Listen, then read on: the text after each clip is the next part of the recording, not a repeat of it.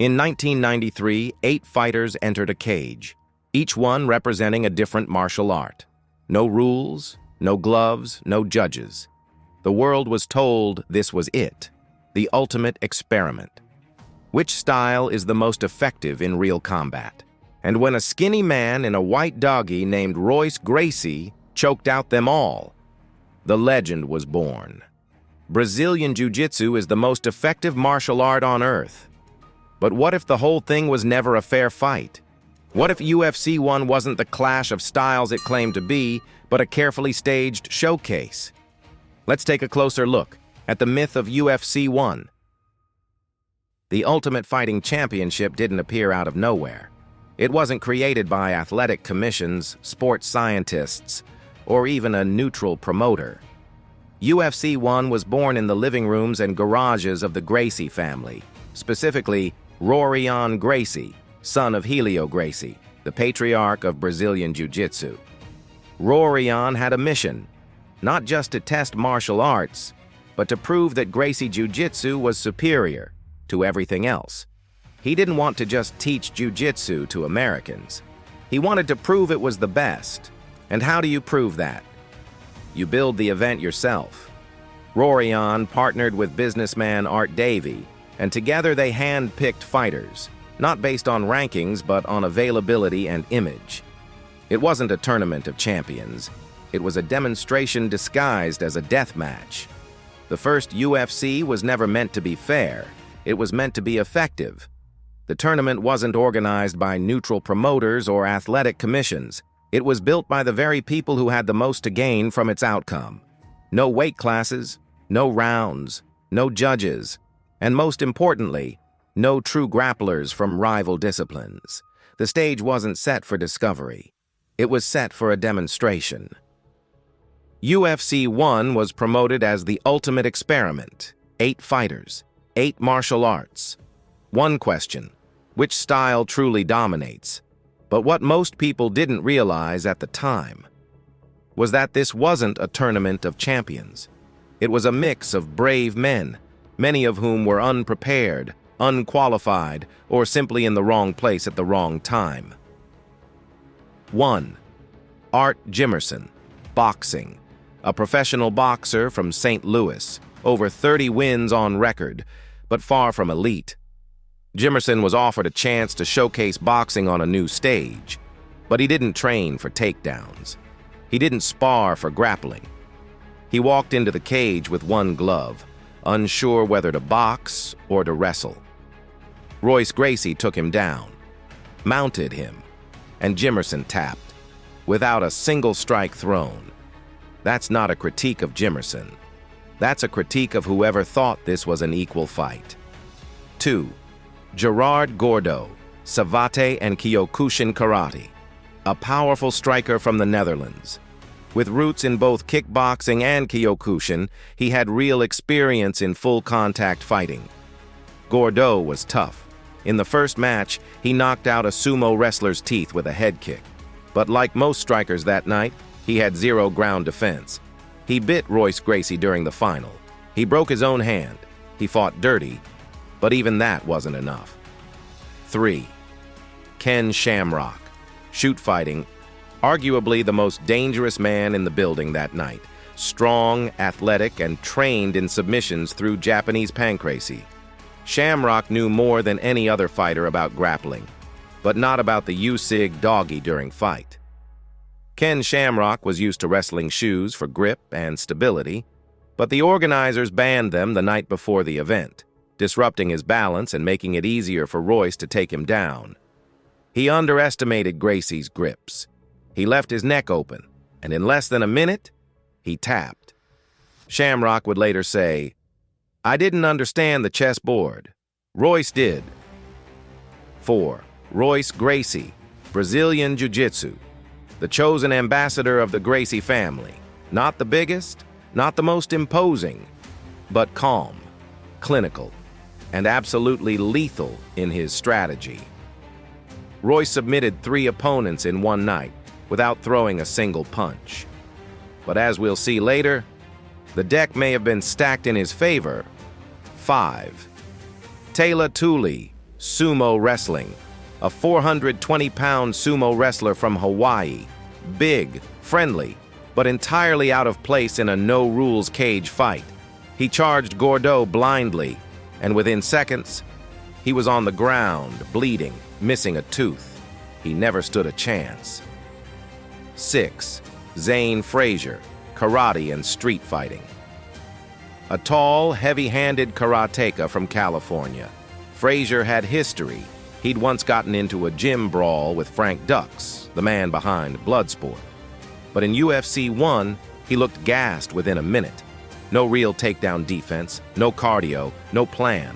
He was stopped with knees and punches and left the cage barely able to stand. 7. Kevin Rosier, boxing and Toughman competitions. A gritty brawler with a big frame and heavy hands. Rosier had more heart than technique. He won his first fight through sheer brutality. But in his second match, he was overwhelmed by Gordeau. No guard, no grappling, no balance. This wasn't pro boxing, and it showed. 8. Patrick Smith, taekwondo and kickbox, explosive, dangerous, on the feet. Smith had a solid stand-up game, but the moment he hit the ground, he was lost. Ken Shamrock took him down and submitted him with ease. Patrick Smith would return in later UFCs better prepared, but here, he was simply outmatched. Let's be honest, these weren't world champions. These weren't even national champions. There was no Ernesto Hoost, no Andy Hug, no Alexander Karelin, no Mark Coleman, no Dan Severn, no Oleg Taktarov, no top-level judoka. There was no real best of each style. UFC 1 was bold, it was brutal, but it was also carefully curated. In truth, it wasn't style versus style. It was Gracie Jiu-Jitsu versus 7 men who said yes. If the Gracie family truly wanted to prove dominance, why didn't they send their best? In 1993, everyone inside the Brazilian Jiu-Jitsu world knew one name, Rickson Gracie. Undefeated, ruthless, a myth even among fighters. But Rickson never entered the cage at UFC 1. Instead, they sent Royce, tall, skinny, calm, quiet. The man barely looked like a fighter, and that was the point. Royce was handpicked by Rory and Gracie. Not because he was the strongest, but because he looked vulnerable. The message?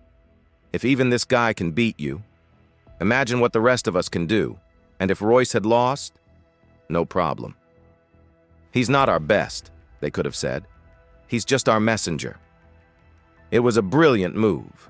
High reward. Zero risk to the family's legacy. If UFC 1 was really about finding out which martial art was the best, then the question must be asked. Where were the real champions? No Olympic wrestlers. There were no NCAA Division Thumber legends, no Greco-Roman monsters, no Olympic gold medalists. Names like Karelin, Mark Coleman, Dan Severn, Kenny Monday, and Kevin Jackson were nowhere in sight. And that's no accident, because these men didn't just know how to wrestle, they knew how to control, how to slam, and how to defend the ground.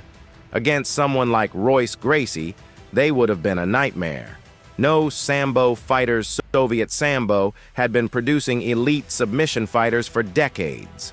Fighters who could throw, choke, and break limbs. But where were they?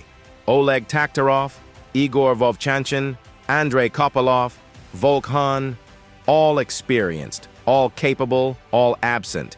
Sambo is basically the Russian cousin of BJJ. But you won't see a single Sambo jacket inside the octagon that night. Judo is one of the most effective martial arts ever created, built on real throws, real submissions, and Olympic-level competition. But in UFC 1, not a single judoka, no Hidehiko Yoshida, no Isao Okano, no Gokor Chivichian, not even a mid-tier black belt from Japan or Europe, no real boxers. Sure, there was Art Jimerson, but let's be honest, he wasn't a contender. He wasn't a champion. Where were the Olympic medalists? The The Golden Gloves winners? Where was Meldrick Taylor, Kennedy McKinney, or any amateur with real credentials? You don't need Mike Tyson, but at least bring someone who trained for a real fight. No elite kickboxers, Kyokushin karatekas, or Muay Thai champions, no Ernesto Hoost, no Andy Hug, no Francisco Filho, no Rob Kaman. These men weren't just strikers, they were killers in the ring, trained in full-contact warfare with real tournament experience. But UFC 1 had Toughman brawlers and karate hobbyists. So why were they missing? The official excuse? They didn't apply. The unofficial reality? They were never invited. According to insiders, Rorion Gracie requested that no wrestlers, judokas, or sambo fighters be allowed because they were too similar to BJJ and too dangerous. UFC 1 wasn't a clash of the world's best. It was a demonstration, under controlled conditions.